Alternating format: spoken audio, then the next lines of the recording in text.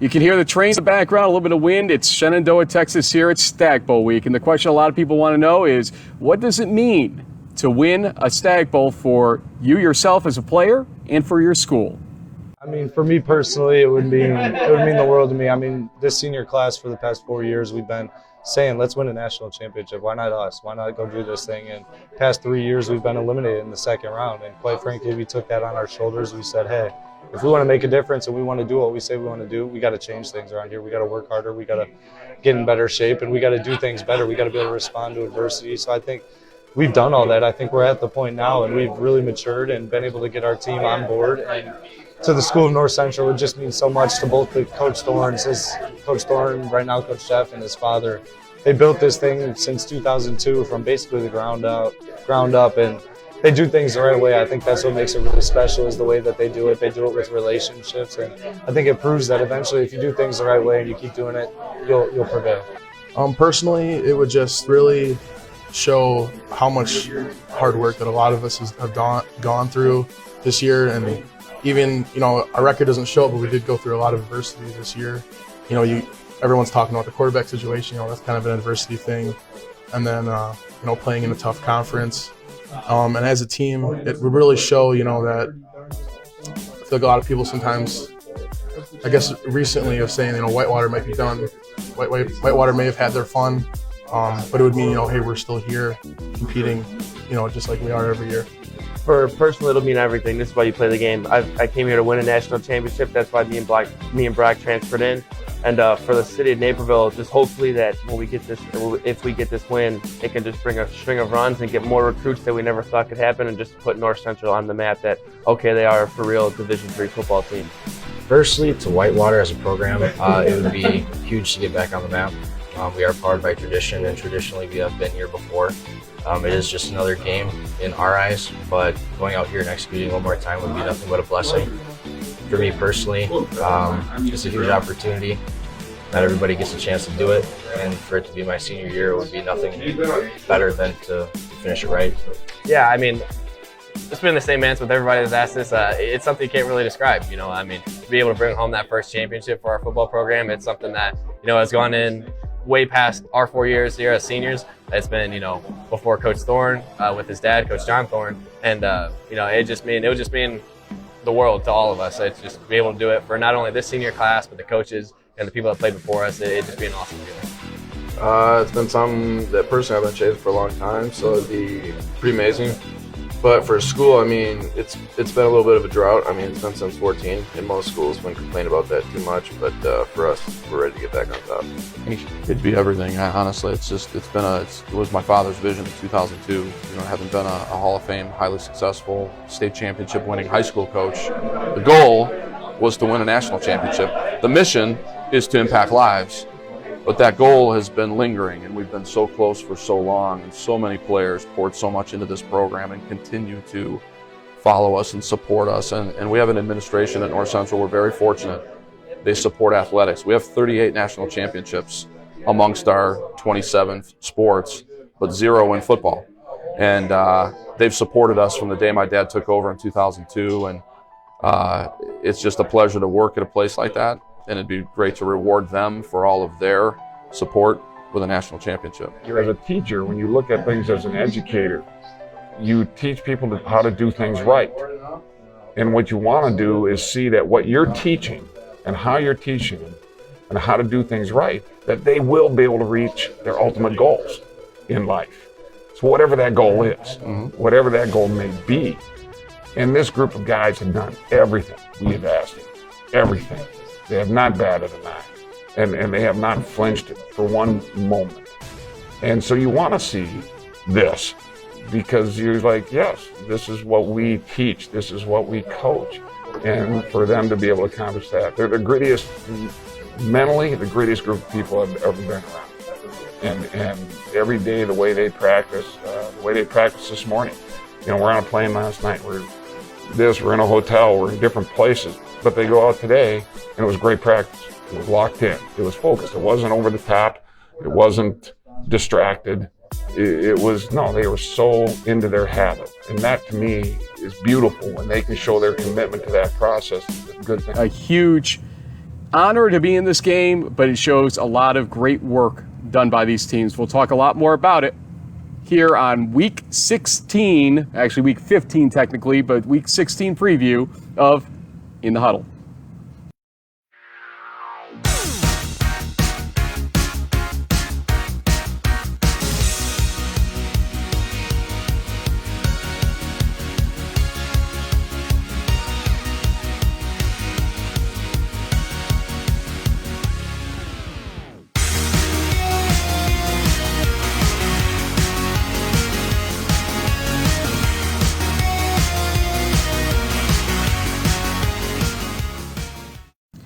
So, JB, you saw some of the reactions there about what it would mean to win. Obviously, a lot of excitement and hope for the players here.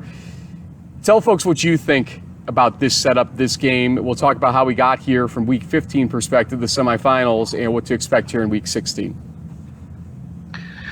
Well, yeah, I think that's what's got us here is really sets the table for this game, because we saw a Whitewater team that was really going blow for blow with St. John's and what ended up being probably one of the best D3 semifinals or playoff games in a long time. Epic back and forth battle. What I saw from just the game tape was how strong the Whitewater defensive front played, which when you looked at the other game between North Central and Muhlenberg, the obvious thing there was how dominant the offensive line for the Cardinals was, and how it allowed Brock Rudder basically just to sit back and pick apart the Mules, who fell behind early after making a few unforced errors. They got some bad breaks, a non-DPI call at the beginning of the game that led to a touchdown. They fumbled off a kickoff that set up an easy score. Really, those disciplined defensive backs that weren't fooled by anything in the Salisbury game were letting Kaminsky, the All-American wide receiver, get off with no trouble at all. The bracket coverage didn't start showing up until they were down 28-35-0. I don't know if that was a scheme mistake, whether it was a coaching situation that North Central was able to sort of set up, because that wasn't the same Muhlenberg defense that we've seen all season. And I think after they fell behind and had some bad luck, they just kind of, I don't say that they quit, because you were there, you heard the pads smacking, and they were fighting like crazy, even right before halftime, and the score was getting out of hand. But you have to think that the shock after falling behind 21-0 in the first 7 minutes just kind of took the wind out of that team completely. And I give them credit for how they responded in the second half, but they just dug themselves into too deep a hole, and they just didn't play well. They kind of shrunk on a big stage, and we've seen that year after year with these teams from the East or from certain other parts of the the East that are close to the South, whatever. I still say Muhlenberg is technically an East team, even though they're really a South region team. Pennsylvania is still in our backyard, but it raised some questions for me on well, how good was Del Val then? If they only lost by 17, maybe we really did underrate the Aggies. End of the day, it sets up a great matchup between the two best teams left in the bracket, and one of them is going to be hoisting the walnut and bronze come Friday night. Indeed. So, here's where we're going with the next couple days here. You're probably watching this on Thursday if you're watching the day of release. And then Friday is going to be a big day for us on the D3Football.com side of the stage. We're going to have at least a 2-hour pregame show, maybe more depending on the content, because we've got plenty of things that we're coming up with that we want to bring to you on Friday on D3Football.com. Remember, kickoff is 7 o'clock Central Time, 8 o'clock Eastern Time. So we're going to start around probably 6 p.m., maybe even 5:30. We'll see where it goes. Look at D3Football.com for information on the pregame show. In that, we're going to have interviews with folks like Dan Dutcher, the VP of Division III. Will Bellamy from Union may be stopping by, and we're going to get some North Central alumni and hopefully some Whitewater alumni. Saw some folks already, some familiar faces in my little time down here in Shenandoah already. I'm actually in Woodforest Bank Stadium, as that is where we are going to be playing the game, but the teams are going to be practicing at local high schools as the paint dries on the field here. They will be done in time. Problem is, we are looking at rain potentially on Friday, and so that throws a lot of things into a little chaos here, and only highs in the mid-50s at best on Friday. it means in the evening it'll be in the 40s here for kickoff. So we'll have an interesting day ahead of us. But no matter what, we'll have the All-America show in the pregame show, interviews with players and coaches in this game, as you saw some of the material at the open of the show. And then also we're going to have the Ghilardi Trophy announcement. And we don't know who won yet, but the information that I've heard, rumors of course, is that it was one of the closest votes in history of the Ghilardi Trophy. So you'll want to watch that to see who does pull it out. It's going to be interesting to say the least here, with names like Erdman and Rudder and Zimbelman with the 57 touchdown performance, 51 in the regular season, among others as finalists. I mean, those are just stats that I still can't believe after having done that Ghilardi Trophy finalist show a couple weeks ago, JB. And I know you were excited about the prospects of who it could be with the guys that we have seen in different ways on this show. Brock Rudder sends his best, actually. He and I talked earlier, and he enjoyed our interview with him last week. Good to see Brock. And actually, we're filming this between media sessions, so I will be seeing all the Whitewater players coming up here in just a little bit. Let's look at Max Myler, obviously from last week we interviewed. I should bring up him. Hopefully he'll remember us. Yeah, sure. But let's talk about the games that got us here. You did give us a little brief here. Let's first look at North Central at Muhlenberg in our mini crunch time. We're not really crunching in the time, but we're going to break it down briefly here. It was a 45-14 game, but obviously the mistakes early for Muhlenberg did them in. We saw the North Central mistake early on, the interception thrown by Brock Rudder, but that was really the only real mistake he made all game long, and his defense bailed him out. Yeah. It's become a no-name defense because of that offense, but I think you and I were both very impressed with the defense that they brought against Muhlenberg and kept them down to no real chance. At halftime it was 38-7 in that game. Ends up being 45-14. Tell me about the defense that you saw North Central expose or show on last Saturday. Yeah, it showed me that they're certainly a fast and well-coached group. Definitely had created some separation issues for the Mules receivers. Nikowski really struggled to kind of thread the needle and get the ball to some of his key playmakers. There were a few opportunities that happened a little later on in the game, but early on, the Muhlenberg offense, after just falling behind in such a deep hole, really kind of couldn't stick to its original game plan, and it showed a little bit. It allowed the Cardinals to just keep sending pressure, and they really shut down a strong both running and passing attack, and they will need to do that because Mailer really. We didn't know much about him kind of going into our interview with him. We knew some of the high school stats and stuff like that, but he really started to throw the ball well. I'm imagining the NCC defense is going to be coming with a similar game plan to try to mitigate, take the passing game away and just focus on the run because they feel like they can stop the run pretty much, which is exactly what they did against Muhlenberg. Indeed, Max Myler is one to watch here, and having talked to the North Central defense, they respect fully the fact that you don't know what's coming at you at any given time, even from Myler himself, that he is going to be an interesting character for them to face.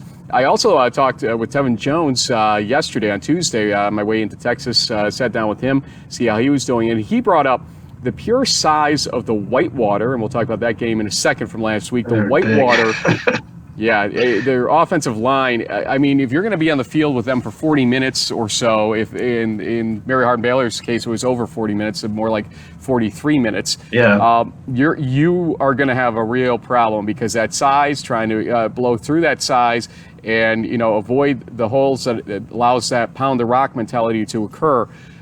You're going to really feel it. And in a 17-play drive, Tevin had brought up to me, that 17-play drive really set the tone of that game for the defense's stamina in that game. And yes, your halftime gets you a chance to lick your wounds, but when they go out and do it again in the third quarter, essentially, and just keep driving it at you with that size, it is tough. And so North Central's defense, while they were very good against a large Muhlenberg team, They have faced teams like Wheaton who have size, and other schools along the way. Wabash, Coach Thorne had mentioned to me earlier today as well, among others. But he brought up the idea, the size and skill combined with a Whitewater type team is where things get a little bit more interesting and problematic for his defense ultimately. But again, the defense shown by North Central against Muhlenberg was high quality, and that no-name quote-unquote defense, it's not really no name when you put up a performance like that in the semifinals. On the other side, you watched this game a little bit more than I did, I believe. The Whitewater-St. John's game, I had a ref, but I kept peeking in, and it was back and forth and up and down and all around. Whitewater and St. John's fought to a 22-21 halftime score. Safety was mixed into it. The Whitewater defense almost got a second safety, actually, in that first half, but just St. John's just averted that. But then a very quiet third quarter led to Whitewater being able to score, get ahead, and St. John's tried to respond but was intercepted right away on their final chance.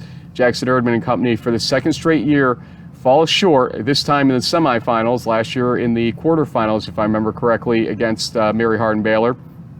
35-32, Whitewater wins that game. What were your takeaways from that one? My takeaway was really the resiliency of the Warhawks, who, they fell behind, giving up a touchdown on the very first drive, and then their special teams units had to kick a couple field goals and then block a punt to make make the game 8-7 for their first lead. And then after that, it seemed like the offenses started to settle in and catch their stride. Both Mailer and Erdman led their teams on two touchdown drives prior to the half.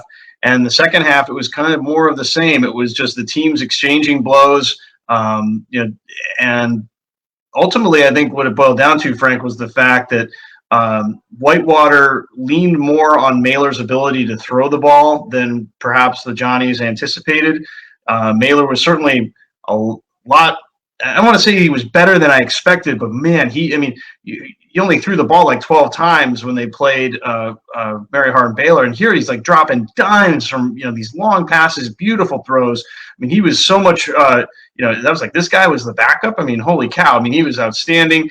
And in the meantime, Erdman is running for his life from this really invigorated Whitewater defensive line, and I still think it's. I've never seen a defensive end with a number 24, but they've got one at Whitewater, and boy, he was terrorizing Erdman, and he's going to need to try and do the same thing to Rudder, who is, at least from a football playing ability, very similar, if not on the same par, whatever, slightly above, better or not to Erdman.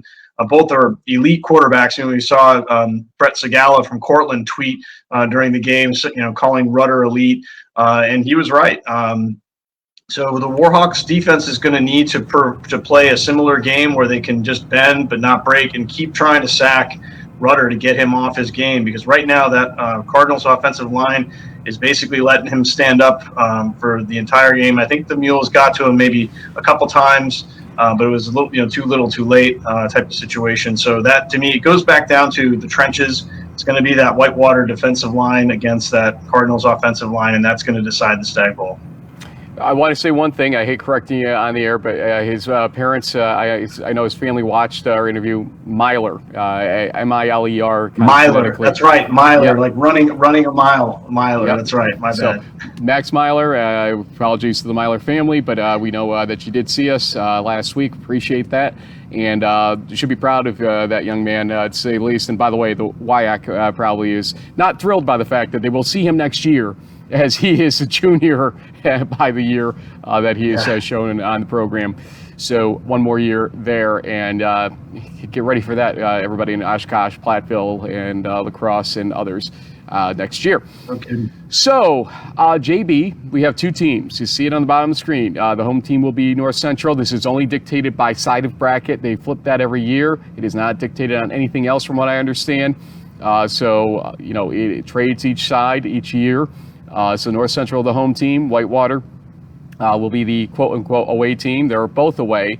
So we got some predictions we have to make, but we also have to look at the tail of the tape. And I'm going to try to pull up what you had sent me just a couple days ago. I began reading it. I was a little bit impressed with some of the numbers, obviously, as we look at them on the screen here.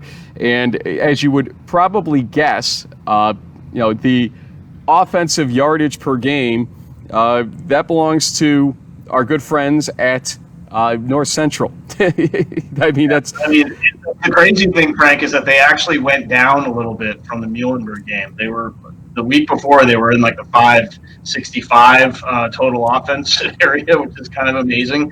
But still, I mean, when you look at now they're 560. Well, boo-hoo. yeah, exactly. So I mean, they're putting up close to almost 200 yards more per game than the Warhawks. And interestingly enough, defensively, both teams are pretty similar. I mean, the biggest difference, I guess you could say, is that there's about a 20-yard difference between the Cardinals' pass defense and the Warhawks. The Warhawks giving up a little more, and then on the rush side of things, the Warhawks are only giving up 56 yards per game, where the Cardinals are basically giving up 90. As we said before, Myler coming in is sort of an unknown. His passing and those numbers aren't going to look as impressive as Rutter's, who's been the starter for the entire season and is having one of the best seasons in Division III history, arguably. And it's funny, with Drew Brees setting the all-time passing TD or whatever mark it was the other night. Maybe the NFL and all the rule changes, they're going to create these these gaudy offensive numbers. That's the way the game has evolved over the last 20 years, and so seeing guys with 50-plus touchdowns and offenses averaging nearly 560 yards per game is becoming more of the norm. But the other thing that kind of jumped out to me, Frank, was the fact that given all the turnovers that Muhlenberg made, the turnover margin bumped up a little bit for the Cardinals, so they're now at plus 13, whereas Whitewater is only at plus 8. They had a little give and take with the Johnnies in that game, so their number didn't change much. And maybe the biggest stat, Frank, could be the fact that Whitewater with the 14.7 point differential versus North Central's plus 36.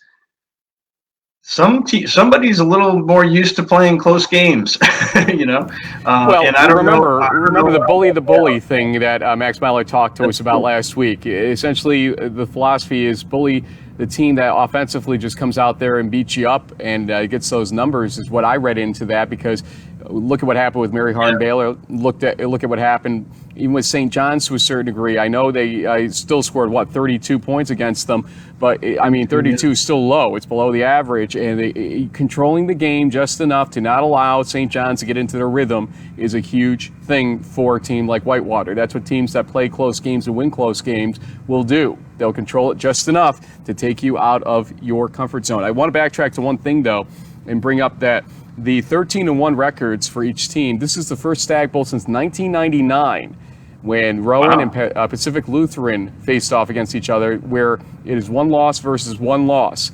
So it's been a while. It's been 20 years basically since it's happened that way. And back then, I think you had to be 12-1, give or take, because you didn't have to play every round. There were byes in the first round back then. That was when we went to 28 teams right around that year, if not that year itself, I think actually 1999. So it's taken a while to have that situation develop again. Another thing to point out, as we look at the quarterback comparisons, Max Myler with 10 passing touchdowns, 4 rushing touchdowns, 7 interceptions versus Brock Rutter's 54-2-5. This is a battle of transfer quarterbacks here. In fact, 3 out of the 4 quarterbacks in the semifinals were transfers. It will be the second straight year that a transfer quarterback leads a team that wins the Stagg Bowl. As we know, one of them is going to win and be the transfer, and Jace Hammock last year. The year before that was D'Angelo Fulford. So it's only going to be 2 years in a row, but it tells you a little bit about the new elite Division III teams and where they may be finding their strength, which is from the transfer chain as much as the guys that come in for the 4 years. And there's something to be said about that, I think. We'll see where it goes over the next few years, but we'll pay attention to it, to say the least. And you brought up all the rest here. The one thing I will point out, North Central's run game is better than people think. And we saw some of it, especially later on in the Muhlenberg game, as they had to, take the clock down and protect their lead. But they did get some of their offense early from the run. It's about a 60-40 spread between the pass and the run. And so North Central can run the ball. And the question is, can they get through that defensive line you were talking about a little while ago of Whitewater? So here we go. JB, the moment that nobody wants to hear me answer this question for, who's going to win Stagg Bowl 47? You begin. I was feeling good about my picks, early on because I was batting over 75%. But as the playoffs have gone on, my numbers have dwindled now. Then below 70%. I think I'm sitting about 68.9 or something. I think I was 2-6 over the last couple of weeks. So it seems like, I picked against Whitewater once before, actually twice, and both times they won. So yeah, I guess I have to go with Whitewater because if I pick them, the North Central people can't get mad at me. I like the idea of defense winning championships, but I just honestly this Cardinals offense is so prolific. I just don't know if the Warhawks can win a shootout against them, and their offensive line's playing so well. I'm really torn. I think. What? Can you go first? No, I guess I'll just say Whitewater. Why not? I'll say Whitewater in a 27-24 game. We'll see. I just feel really unconfident picking against the NCC offense. I think for me, a conversation with a man who was in the trenches as a linebacker 2 weeks ago tells me a lot about what I don't get to see or understand from actually not playing the game. And I don't think it's much of a secret that I never played the game of football, but I've been around it for 25 years as a broadcaster, so you get something from that over the years. But where you get the information and knowledge from is from talking to the players. And to talk to Tevin, as I was talking about Tevin Jones, and talk to Coach Thorne even a little bit, who brings up the skill level of the players on the offensive line. It tells me how Whitewater is winning right now and what makes them an elite team. On the offensive line, you cannot understate the importance of it, and especially when you're playing ball control types of football. And let's face it, Whitewater plays ball control football with the pound the rock mentality. It will not be a shootout normally when they have their way in a game. It's by design, and they're happy to win the close game when it comes down to it, even if it's in the 30s, especially against a team that's used to scoring in the 40s and the 50s. It tells you that they've done something. And when you combine that with the defense that Whitewater is showing right now, they're not going to shut down Brock Rudder. Let me be clear about that. They are not going to shut him down in this game, but they will do what they did with Jackson Erdman, because they didn't shut down Erdman either last week. They're going to be able to contain him to a certain amount of points. And the question becomes, can Myler and company exceed that number on the scoreboard? Whitewater wins this game and wins Stagg Bowl 47 in the NCAA Division III Championship by a score of 30-25 here in Shenandoah, Texas. I know a lot of North Central people forbid me from picking them. I would not let that stop me from picking them. Yeah, why not? Weird things happen in scoreboards. Yeah, you like safeties or something, and there's always going to be some kind of weird 25 points. You have to think of it. How would you? 3 touchdowns, a safety, and then no, it'd be 3 touchdowns, 2 safeties. 2-point conversions can play a role, though. Let's say you go early for a 2-point or something. Yeah, no, but that's where I'm going with it. Ultimately, look, would I be shocked if North Central won this game? Not at all. They are a great team. They really are. And come on, they beat Mount Union 59-52, but their defense learned a lot since that game. Obviously, they gave up 52 to Mount Union, and we're all like, whatever about North Central's defense. No, they've shown up in a big way since that point. The 14 points that they allowed against Muhlenberg should tell you that, and really, the second touchdown was later on in garbage time. So let's say they gave up 7 points when it counted in that game. Yeah. So to me, that defense has gotten better, and they're going to be able to contain them, like I said, to a degree, but they're not going to be able to shut them down on either side of the ball, Myler or Rudder, in this situation. So it's going to be interesting chess match. Run games are going to be crucial in this game. We'll talk about the passes all day long. The run game's going to set up so much and actually need to score some points themselves too. And that's where I'm going to be looking to see that Whitewater has a slight advantage in that case, especially with their quarterback as a running quarterback in Max Myler. Tough call, though, to say the least. JB, this is the last show for us for the calendar year 2019, unless something unforeseeable happens. So I want you to tell folks about your best memories from the 2019 season, and I will do the same. You go first. Wow. Yeah, it's been kind of crazy. I don't remember exactly how many episodes that we've done this year, but I know it's a lot.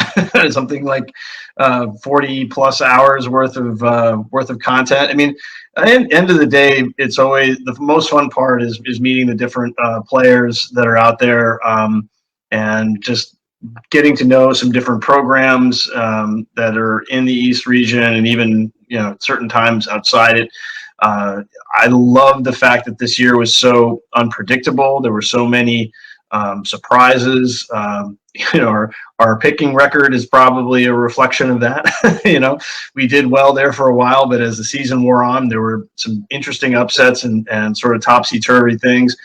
But ultimately, I just wanted to say, thanks to you for doing a lot of the heavy lifting with the production and all that. I know we make a good team when it comes down to the give and take of it all. I wish I was able to get out on the road a little more than I can now. I just 5 teenagers in the house and other stuff going on. It's just a lot on my plate. But the beauty of technology is I can sit here in my home office from Orlando and try to chime in, and hopefully not be too long-winded. Still working on that, but looking forward to seeing you and your very dapper new jacket. I've seen a preview of the Sager Strong style tuxedo jacket. Sager Strong noticed the tweet that we made and retweeted that, so I'm sure they'll keep an eye out as well. And so looking forward to the broadcast on Friday. I know it's going to be a great game, and I'll look forward to seeing you here in a couple of about a month when you're in town for the Pro Bowl. So. Yeah, I say for calendar year 2019 because we do have some postseason shows we do to talk about coaching changes and even reflect on the Stagg Bowl a little bit and what it all means heading into the 2020 season. Season 13 for In the Huddle. It's a pretty good likelihood, I would say, at this point. This is my 13th straight year on the sideline of the Stagg Bowl here. Not necessarily here. We started in Salem, obviously, for the first 11 of them, and then 2 since. This will be in Shenandoah next year in Canton. It's not going to be much colder in Canton than it is in Shenandoah for this go-around. That's the funny part of it. But for me, I think you said it well. I'm going to expound on it. When you get to go into a room and Brock Rudder comes up to you and it's like, great to meet you in person, because, I didn't get a chance to talk to him last week at the game itself. He was a little bit busy winning a game. But, getting to talk to these guys and such a diverse set of players, not just in the East region, but across the country, JB, it's been special, I think, for us to be able to do that. When families come up to us and thank us, no matter who we pick, and then want to rib us about who we pick, it's a great honor to just the fact that they're watching.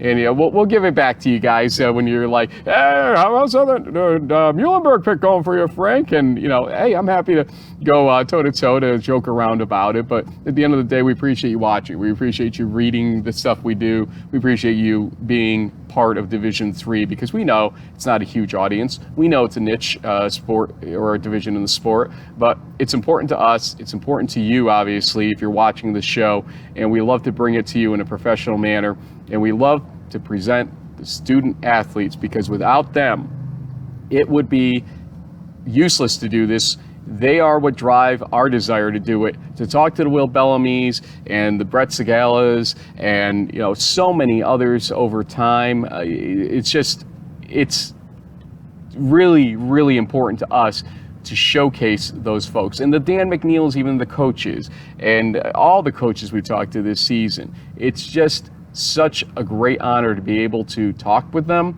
show you what their best points are, and even touch on some of the downsides of football and how they've transcended those moments. And we've seen a lot of those throughout this season. The unpredictability, you're right, was huge. But again, you, the fans, are what make this show, and the student athletes that we get to talk to especially make it worth doing.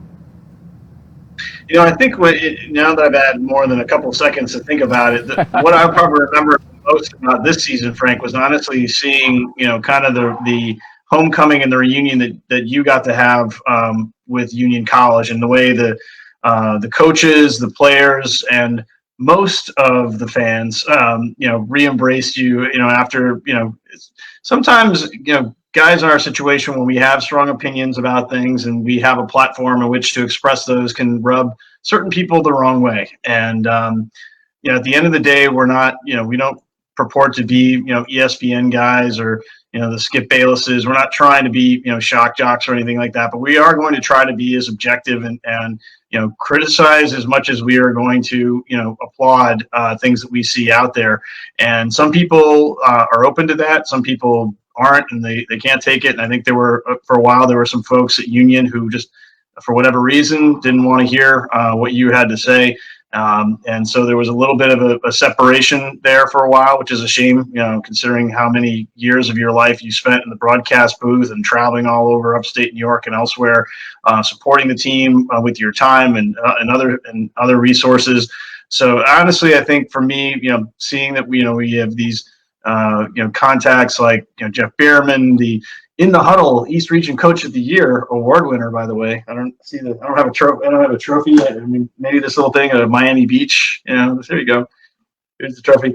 But that to me, I think when it's all said and done, especially with the time of the holidays and sort of trying to think of things that being grateful and happy about, that to me really stands out. I know it does to you. I won't put you on the spot there, but that's definitely a strong memory for me of 2019.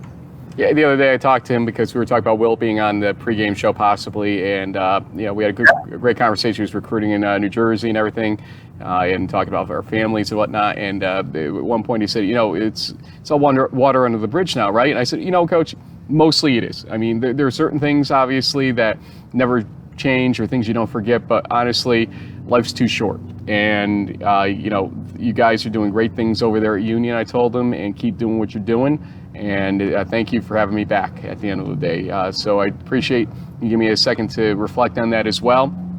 Folks, again, you'll see me on the sideline. Look on Twitter as well, because I'm going to be showing you a way that you can help raise money for cancer awareness and cancer research through what I do with the Sager Strong scenario on Friday. So stay tuned for that over the next couple of days if you haven't seen it already.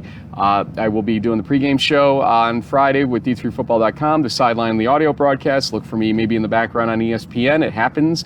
And then in January, we will obviously be doing our postseason show, and then maybe one more before we call season 12 closed here on In the Huddle. Again, thank you so much for your over 55,000 views this season of all of our podcasts and listens as well. When we add those in, it hits over 55,000.